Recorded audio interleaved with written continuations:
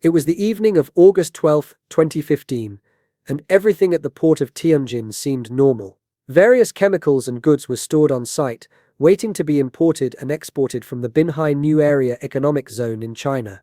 This was the largest man-made port in mainland China, and workers were busy on site at hundreds of different industries. The summer heat had been intense that day, with temperatures reaching 35 degrees Celsius, typical for this time of year in northern China. The sun had set hours ago, but the heat remained trapped between the densely packed shipping containers and warehouse buildings. Without warning, a fire began inside a storage warehouse on a 46,000 square meter site responsible for handling hazardous chemicals. The burning quickly increased in intensity. As expected, firefighters swarmed the site attempting to douse the flames. In a breakdown of communication as to what was stored on site, no one was aware of the dangerous chemicals involved. Quickly, an explosion occurred, followed by an even bigger one just 30 seconds later. What had happened was one of the world's top 10 non-nuclear explosions, an event that would kill 173 people and expose systemic corruption that had made the disaster inevitable. The port of Tianjin was the seventh busiest port in the world, giving access to the Yellow Sea. It was also the largest man-made port in mainland China. Needless to say, this was one massive operation, a sprawling complex of docks, warehouses, storage facilities, and industrial zones stretching across kilometers of coastline. Being located not too far from the country's capital city Beijing, enormous amounts of material passed through the port every day. Container ships arrived from around the world, unloading goods destined for Chinese markets and loading products manufactured in China's factories for export to every continent. The site came under the control of the Tianjin Municipality People's Government. It was a key part of China's market-friendly policies and drew in substantial international investment. Nearly half of the top 500 Fortune global companies had some sort of presence in the area. The port handled everything from raw materials to finished goods, from agricultural products to high-tech electronics, from automobiles to chemicals, making it absolutely critical to China's economy and global trade networks. Ships arrived and departed around the clock. Trucks moved constantly between the port and inland destinations. Trains carried cargo to and from the facility. The economic activity was relentless, generating billions of dollars in commerce annually. Because of this economic importance, many companies were set up to try and get a piece of the international commerce flowing through Tianjin. Entrepreneurs and established businesses alike saw opportunities in the logistics sector, particularly in handling specialized cargo that required expertise and proper licensing. One such company created to operate in the Tianjin port area was the Dongjiang Bonded Port Ruhai International Logistics Company. It was formed in 2012 by two businessmen, Yu Shuwei, a former senior executive at Sinochem, one of China's largest chemical corporations, and Dong Shexuan, a salesman whose father happened to be the chief of police in the port area. The two men set up their ownership of the company through proxy shareholders to mask their involvement, using intermediaries to hold shares on paper while they controlled operations behind the scenes. Despite this attempted concealment, they were very much involved in pushing the company forward by any means possible. Their backgrounds gave them insider knowledge of both the chemical industry and the local political landscape, a dangerous combination that would prove deadly. Yu understood chemical logistics and regulations from his years at Sinochem.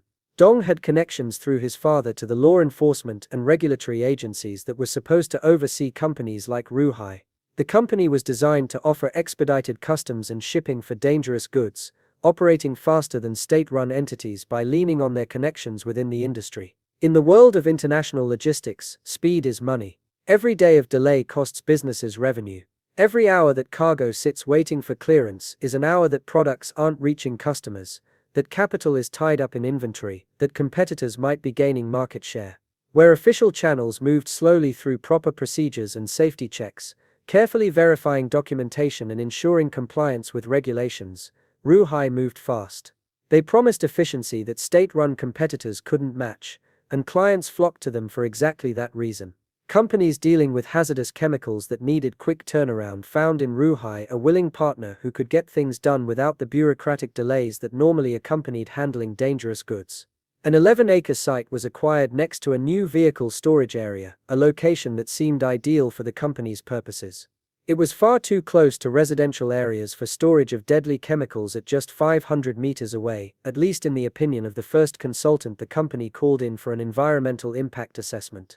This consultant understood the risks involved in storing hazardous materials and recognized that the proposed location violated basic safety principles. Not so much of an issue for Ruhai. They just got another consultant to give them the paperwork they required. When one expert says no, find another expert who will say yes. The guidance was clear that the nearest housing should be at least 1 kilometer away, or twice the distance that it actually was. This wasn't an arbitrary rule invented by bureaucrats who didn't understand business needs. It was based on decades of industrial safety research and tragic lessons learned from previous disasters around the world. The buffer zone existed to protect civilians from exactly the kind of catastrophe that would eventually occur, to ensure that if something went wrong at a chemical facility, the destruction wouldn't extend into residential neighborhoods where families lived. Nearly 5,600 families lived within 1.5 kilometers of the facility. The closest apartment complex sat just 520 meters away, near enough that residents could see the Ruhe warehouse from their windows. Residents had no idea they were living next to what was essentially a bomb waiting to go off. Neither the developers who built the apartment buildings nor the buyers who purchased units were aware of the dangers at the nearby site. When people purchased their apartments, many of them young families with children, they believed they were buying homes in a developing economic zone with good prospects for appreciation and quality of life. They had no reason to suspect that hundreds of tons of explosive chemicals were being stored dangerously close to their bedrooms. The developers themselves later claimed to be victims, stating they hadn't known about Ruhe's activities when they built the residential complexes. Whether that was true or simply a convenient claim to avoid liability, the result was the same. Thousands of people were living in danger without knowing it. The company, although not granted a license to store chemicals on site by February 2014, began holding client stock regardless. This wasn't a minor administrative oversight or a paperwork delay. This was deliberate operation outside the law. It was only given temporary permission to do so in May of that same year, essentially working outside the law for the first few months of operation. Even that temporary permission came with strict conditions and limitations that were routinely ignored. The company leaned on its contacts to expedite shipments for customers, making phone calls to officials who could smooth over problems, push approvals through channels, and generally ensure that Ruhe's business wasn't interrupted by regulatory concerns. It would be great for business, attracting more and more clients who appreciated the speed and efficiency, so much so that the warehouse site had to be expanded significantly, doubling the amounts of chemicals allowed in their temporary license. But even those expanded limits would prove insufficient for the company's ambitions. Containers were stacked higher than allowed and stored improperly in a confusing, messy mix of interchange shipments. Walking through the Ruhe facility was like navigating a maze where containers were stacked 3 or 4 high in areas where regulations specified maximum heights of 2, where different classes of chemicals that should have been segregated sat next to each other, where access routes for emergency vehicles were blocked by storage that should never have been there. Managers were not trained properly for their jobs, allowing poorly stored material and awful chemical handling practices to be widespread throughout the facility. Many managers couldn't even identify the hazard classes of the materials in their own warehouse. If you asked them what was in a particular container or storage area, they might check a manifest that was weeks out of date, or simply guess based on what they thought they remembered. The company prioritized speed and efficiency over safety training.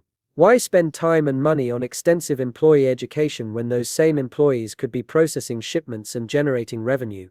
Training costs money and takes time away from productive work. This attitude permeated every level of the operation, from senior management down to the workers actually handling the chemicals on a daily basis.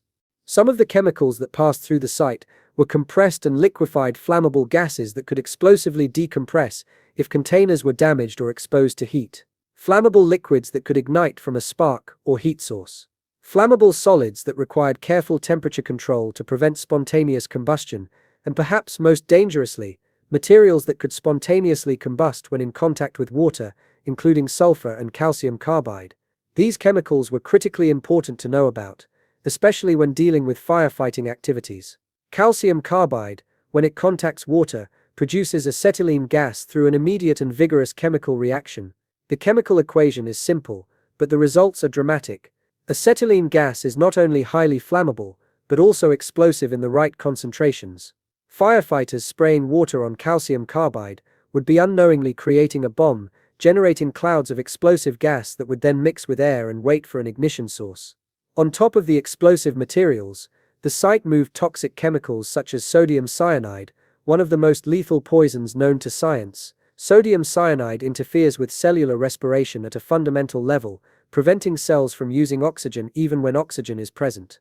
Victims essentially suffocate at the cellular level even while breathing normally. Exposure to even small amounts can cause rapid death. The site also handled corrosive products like formic acid, phosphoric acid, and methacrylic acid. These substances can cause severe chemical burns, destroy tissue on contact, and create toxic fumes when heated or mixed with other chemicals. Around 1 million tons of chemicals were transported by the company per year. This massive volume of hazardous materials flowed through a facility that was fundamentally unsafe, improperly managed, staffed by inadequately trained workers, and operating in violation of its own limited permits. That temporary permit to operate would only last 6 months, expiring in October 2014. But it wouldn't be an issue for the company as it just operated without one between October 2014 and June 2015. For 8 months, every single chemical that passed through their facility, every storage decision they made, every container they handled was done without legal authority to operate. They simply continued business as usual, confident that their political connections would protect them from enforcement actions. They would finally be granted a new license in June 2015, just 2 months before the disaster, but it didn't mean that the operation was anywhere near safe. The new license came with conditions and limits that, like the previous permit, would be routinely ignored. Record keeping was abysmal. Even Ruai's own managers couldn't provide accurate inventories of what was on site at any given time. When asked what chemicals were in specific areas of the warehouse, managers would give vague answers or simply admit they didn't know. This created a situation where dangerous chemicals could be stored inappropriately, where incompatible materials could end up next to each other, where excessive quantities could accumulate without anyone noticing until it was too late. Investigators would later discover over 11,300 tons of dangerous goods stored at the facility, far exceeding any reasonable interpretation of their licensed capacity. This included approximately 800 tons of ammonium nitrate, a quantity sufficient to devastate everything within a mile if it detonated. There were 680 tons of sodium cyanide, enough poison to kill millions of people if widely distributed. And 290 tons of nitrocellulose, the material that would ultimately spark the disaster. The sheer volume wasn't just exceeding limits by small margins, this was storing dangerous chemicals at quantities that were many times beyond what their permits allowed. The 700 tons of sodium cyanide alone was 70 times the legal limit. That wasn't a slight violation or an accounting error. That was a flagrant disregard for every safety regulation designed to protect human life. Ammonium nitrate has been responsible for some of history's deadliest industrial explosions, a fact that should have made everyone involved in handling it extremely cautious. The 1947 Texas City disaster killed nearly 600 people when a ship carrying ammonium nitrate caught fire and exploded. The 1995 Oklahoma City bombing used ammonium nitrate as the primary explosive, killing 168 people. The 2013 West Fertilizer Company explosion in Texas killed 15 and injured hundreds more. The 2020 Beirut port explosion, caused by ammonium nitrate that had been improperly stored for years, killed over 200 people and devastated large sections of the city. All caused by ammonium nitrate. When properly stored in cool, dry conditions away from contaminants and ignition sources, when kept in appropriate containers and monitored regularly, ammonium nitrate is relatively stable and safe to handle. But when exposed to heat, when contaminated with organic materials or other chemicals, when subjected to shock or fire, it transforms into a powerful oxidizing agent that can trigger devastating detonations. Ruai was storing 800 tons of it, improperly mixed with other chemicals in a poorly organized warehouse with inadequate safety systems and no proper inventory control. To put that quantity in perspective, the Oklahoma City bombing used just 2 tons of ammonium nitrate. Ruai had 400 times that amount sitting in a facility with terrible safety practices and undertrained staff. The nitrocellulose stored at the facility was particularly dangerous and would ultimately be the initiating factor in the disaster. This highly combustible material requires careful handling and storage at every stage of its life cycle. Nitrocellulose, also known as gun cotton, when manufactured for explosive purposes, is exactly what its name suggests. A cellulose-based material, similar to cotton or wood pulp, that has been treated with nitric acid to create a substance that burns rapidly and explosively. It's used in lacquers and coatings, in some types of explosives, in film production before safer alternatives were developed, and in various industrial applications. It's also incredibly dangerous if not handled properly. A small amount of dry nitrocellulose can burn almost instantaneously, creating intense heat and flames that spread faster than fire in normal materials. To prevent spontaneous ignition during transport and storage, nitrocellulose must be kept wet with an agent such as ethanol, isopropanol, or water. The wetting agent keeps the material stable by preventing it from drying out and reaching the point where it can auto-ignite. Dry nitrocellulose is extremely prone to auto-ignition, meaning it can catch fire spontaneously, without any external ignition source, simply from heat buildup within the material itself. At Ruhai, workers had placed the nitrocellulose in plastic bags with wetting agent before storing containers. This was the proper procedure on paper. But at some point during handling, warehouse staff had damaged some of those plastic bags. Maybe they'd been careless while loading the container with forklifts or other equipment. Maybe they'd used improper handling methods that punctured or tore the packaging. Maybe they'd simply stacked containers on top of the nitrocellulose bags in ways that crushed and damaged them. Regardless of how it happened, the damage allowed the wetting agent to slowly evaporate through the tears and punctures in the plastic. Some of the nitrocellulose had even fallen out of its packaging entirely, spilling loose inside the container, now exposed directly to the air with no wetting agent at all to keep it stable.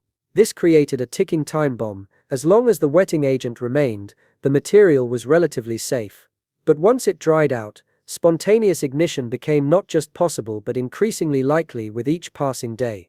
As August temperatures climbed to 35 degrees Celsius during the day, the heat bore down on the metal shipping containers that held the damaged nitrocellulose. Temperatures inside the containers climbed even higher than the already scorching outside air.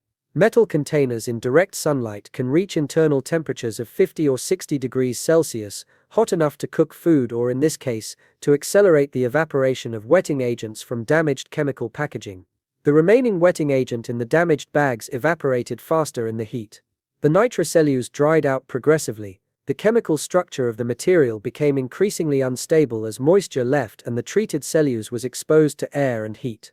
With each passing hour under the August sun, the material became more unstable, more prone to spontaneous ignition. By evening on August 12, even though the sun had set and the outside temperature had dropped slightly, the heat retained inside the container remained high. The situation inside that container had reached a critical point. The nitrocellulose was dry, it was hot, and it was on the verge of auto-igniting. Around 10:50 p.m. on August 12, local residents in the apartment buildings near the port noticed flames at the Ruhai facility. The glow was bright enough to see clearly from nearby apartment buildings despite the late hour. Orange and yellow flames were visible, growing larger by the minute. Someone called emergency services to report what appeared to be a car fire, perhaps assuming that a vehicle in the parking area had caught fire. At that point, if the fire had actually been just a car fire, it might have been manageable with a routine response. The first firefighters arrived on site at 10:56 p.m., just 6 minutes after the initial report.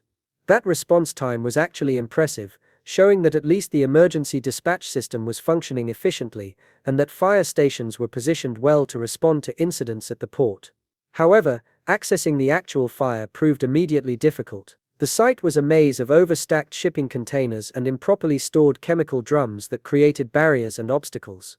There was no clear path to the flames. The firefighters couldn't reach the fire directly. They had to navigate through narrow passages between containers stacked higher than regulations allowed, around piles of chemical drums that shouldn't have been blocking access routes, through a facility that had never been properly designed for emergency vehicle access, because proper planning had been ignored in favor of maximizing storage capacity and cramming as much material as possible into the available space. As they worked to find a path through the cluttered facility, precious minutes ticked by and the fire spread rapidly from its initial point. By now, it was becoming increasingly clear this wasn't just a car fire, if it ever had been. Something much larger was burning. The flames were growing in size and intensity, spreading to adjacent containers. The heat was becoming more intense. More firefighters rushed to the scene. Fire trucks converged on the port from fire stations across Tianjin. Multiple units were being dispatched as the severity of the situation became apparent. Most of Ruihai's staff had already fled the facility by the time firefighters arrived in force, which was completely understandable, given the growing conflagration and the fact that they had no training or equipment to fight fires. Employees weren't trained firefighters. They had no protective equipment. They had families to return to. Fleeing was absolutely the right decision for them personally. But their departure meant that almost no information was passed on to the first responders about what was actually burning or what dangers they faced. The firefighters had no idea what was burning. They didn't know what chemicals were stored nearby or in the containers that were already on fire. They had no warning about the 800 tons of ammonium nitrate stored in the warehouse, the calcium carbide that would produce explosive acetylene gas if exposed to water, the 700 tons of sodium cyanide that could release deadly cyanide gas if heated, or any of the other deadly substances surrounding them. The few Ruihai employees who might have been able to provide this critical, potentially life-saving information were gone, having fled to safety. At 11:04 p.m., approximately 14 minutes after arriving on scene, the firefighters began doing exactly what their training had taught them when confronted with fire. They aimed their hoses at the flames and opened the valves. Water poured onto the burning containers in powerful streams. Thousands of gallons of water sprayed onto whatever was burning, attempting to cool the materials and displace the oxygen feeding the flames. For a normal fire involving ordinary combustible materials, this would be the correct response and would typically bring the situation under control. Water cools burning materials below their ignition temperature, displaces oxygen needed for combustion, and extinguishes flames.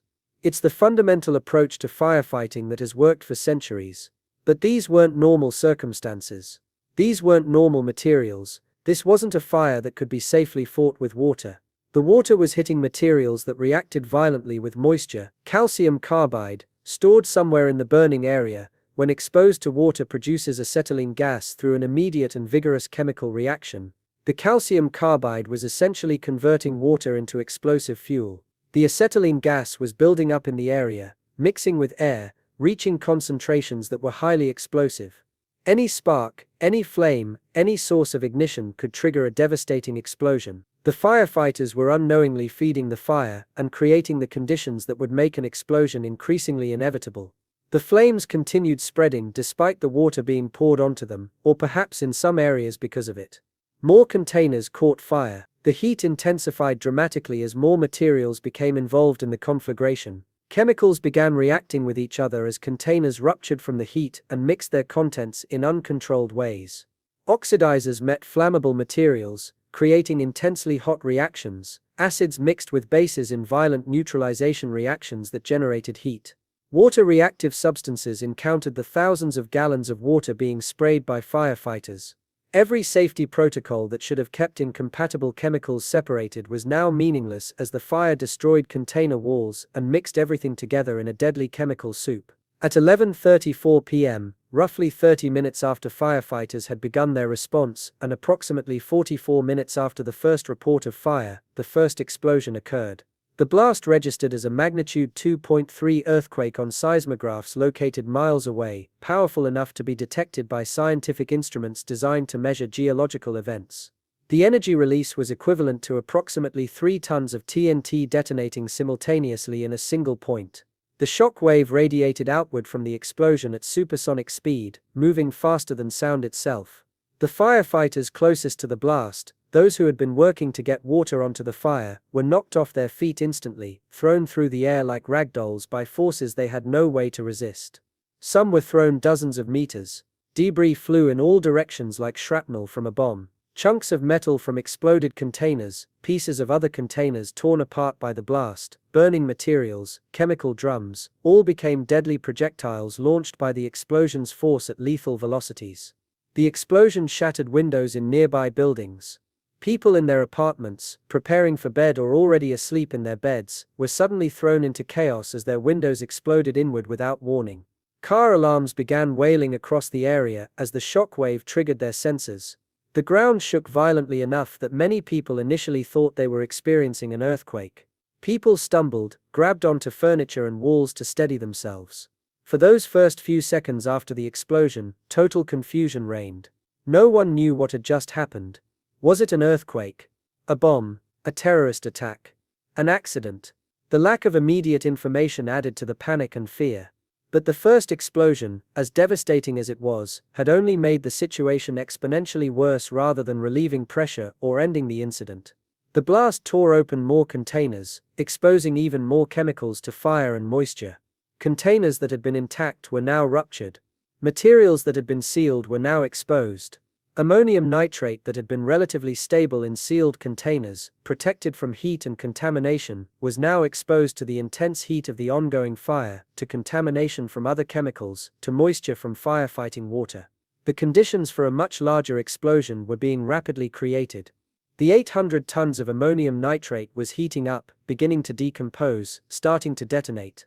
For anyone still near the epicenter, and there were firefighters still in the area trying to understand what had just happened, and whether to continue fighting the fire or evacuate, there was no time to process the first explosion, no time to evacuate to safety, no time to find cover or protection. Just 30 seconds after the first explosion, barely enough time to pick yourself up from being knocked down, a second detonation occurred.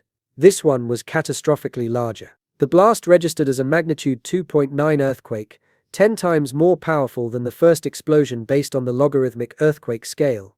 Scientists would later calculate that approximately 800 tons of ammonium nitrate had detonated in this second explosion, creating a blast with energy equivalent to somewhere between 21 and 400 tons of TNT, depending on which analysis method you use, and how you calculate the energy release from a chemical detonation versus a pure TNT explosion. The fireball shot hundreds of meters into the sky, creating a mushroom cloud eerily reminiscent of a nuclear explosion. The resemblance was so strong that some witnesses initially believed they'd witnessed a nuclear attack on China. The explosion was so powerful that Japan's Himawari geostationary weather satellite, orbiting 35,000 kilometers above Earth, photographed it from space, capturing the moment when a section of Earth's surface released energy equivalent to hundreds of tons of high explosives detonating at once. The shock wave radiated outward from the blast site at supersonic speed, a wall of compressed air moving faster than anything could react to or escape from. Everything within 1 kilometer of the epicenter was essentially vaporized or obliterated beyond recognition. Buildings didn't just collapse, they ceased to exist as structures. Vehicles didn't just burn, they were torn apart and scattered. Shipping containers weighing many tons weren't just knocked over. They were thrown hundreds of meters through the air. Human beings simply ceased to exist in recognizable form. The temperatures at the center of the explosion reached thousands of degrees Celsius, hot enough to melt steel and vaporize almost anything. Materials didn't just burn in these temperatures, they vaporized, transformed directly from solid to gas by the intense heat, leaving almost nothing behind. The 104 firefighters who had rushed to the scene to help, to save lives and protect property as they were trained to do, were killed instantly. Most didn't even have time to feel pain or fear in their final moment. One moment they existed, trying to fight a fire and save lives. The next moment they simply didn't exist anymore. The human body, fragile and soft, cannot withstand the forces involved in an explosion of this magnitude. The shock wave alone, traveling at supersonic speed, can cause fatal injuries to internal organs. The heat can incinerate tissue in milliseconds. The flying debris becomes deadly shrapnel, traveling at velocities that make survival impossible. Most of these firefighters were incredibly young, just 18 or 19 years old, with minimal training and almost no real experience fighting fires. They'd been port employees, workers whose regular jobs were maintaining facilities or handling cargo, who had been pressed into firefighting service to provide additional personnel. They'd been given physical training in the mornings to keep them fit, short courses on how to operate firefighting equipment, then sent out with self-study manuals to learn the rest of their duties on their own time. They were completely unprepared for what they'd encountered that night, and they had absolutely no chance of survival when 800 tons of ammonium nitrate detonated with the force of hundreds of tons of TNT. One surviving firefighter from his entire team, a 19-year-old named Joe T., was miraculously found alive on the morning of August 14, having somehow survived when everyone around him had perished. His survival was extraordinary given that nearly everyone in the immediate blast zone died. Beyond the immediate kill zone where survival was impossible, the destruction spread in waves of decreasing but still absolutely devastating force. Buildings up to 2 kilometers away sustained severe structural damage even at that distance from the explosion. Walls cracked and crumbled, roofs collapsed inward. Structural supports bent and twisted like they were made of soft metal rather than steel and concrete. Many buildings that technically remained standing were so severely damaged, they'd have to be demolished anyway because they were no longer structurally safe for occupation. Windows shattered across a 10-kilometer radius. Every pane of glass within 6 miles of the explosion broke simultaneously, millions of windows destroyed in an instant by the shock wave. The sound of breaking glass in thousands of buildings created a cascading crash that lasted for seconds after the initial explosion. The apartment complex just 520 meters from the blast, the one that should never have been allowed so close to a hazardous chemical facility according to safety regulations that existed for exactly this reason, was absolutely devastated. Roughly 17,000 housing units sustained damage ranging from shattered windows and lost roof tiles on the lighter end to complete structural collapse on the severe end. Residents who'd been sleeping in their beds were thrown from their beds by the shockwave, some slammed into walls or furniture with bone-breaking force. Some were crushed when roofs and walls collapsed on top of them. Glass fragments from exploding windows became deadly projectiles flying through homes at lethal velocities, slicing through curtains and furniture and inflicting terrible injuries on anyone in their path. Some people were killed in their own homes by flying glass. Others were severely injured, requiring extensive medical treatment for lacerations and embedded glass shards. Many residents who survived described the experience as being like an earthquake and a hurricane happening simultaneously, except both occurred in the span of just a few seconds rather than minutes or hours. The shock wave hit first, shaking buildings violently to their foundations, making it feel like the ground itself was moving beneath them. Then came the pressure wave, a wall of compressed air that blew through everything in its path like a hurricane-force wind concentrated into a single moment. Doors were ripped off their hinges. Furniture was thrown across rooms. People were picked up bodily and slammed into walls with devastating force. Then came the debris, everything the explosion had launched into the air now raining back down, still burning in many cases, crashing through windows and roofs. The vehicle storage lots adjacent to the Ruhai facility, where thousands of brand new cars awaited export to customers around the world, were transformed into a graveyard of twisted metal in seconds. More than 8,000 brand new cars from Hyundai, Kia, Volkswagen, Renault and Toyota, parked in orderly rows and waiting for export, were completely destroyed. Most burned in the initial fireballs, their paint instantly vaporized, their tires melting, their frames reduced to charred skeletons.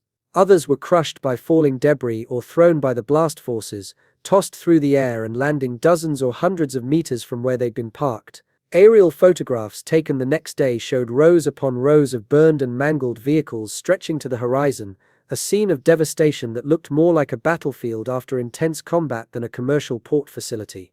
The monetary loss from vehicles alone was hundreds of millions of dollars in destroyed inventory, but it paled in comparison to the human cost in lives and suffering. The explosion destroyed the buildings of 7 surrounding logistics companies completely. These weren't small structures or temporary facilities. These were substantial industrial buildings built to handle heavy equipment and large cargo volumes, constructed from steel and concrete. The explosion didn't just damage them or force them to close for repairs, it literally erased them from existence. Large quantities of shipping containers, those massive metal boxes designed to survive ocean voyages and rough handling, were toppled and thrown like cardboard boxes in a windstorm. Containers weighing multiple tons fully loaded were found hundreds of meters from where they'd been neatly stacked, bent and twisted by forces they were never designed to withstand. The Donghai Road station of the Tianjin Metro, part of the city's modern subway system, suffered severe damage from the blast despite being built to withstand earthquakes and other natural disasters. The station was closed immediately and remained closed until 2016 while extensive repairs were completed. The entire Line 9 of the metro system was shut down beginning on August 13, disrupting transportation for hundreds of thousands of commuters. A Japanese department store located 4 kilometers away, which should have been far enough to avoid serious damage, reported significant damage to walls and ceilings. The explosions even affected the National Supercomputing Center of Tianjin several kilometers away, knocking out windows and causing internal ceilings to collapse, though fortunately the Tianjin 1A supercomputer itself, one of the world's fastest computers, was not damaged and continued operating. At the moment of the explosions, total confusion reigned among emergency responders across the entire city. Different agencies weren't properly coordinating with each other.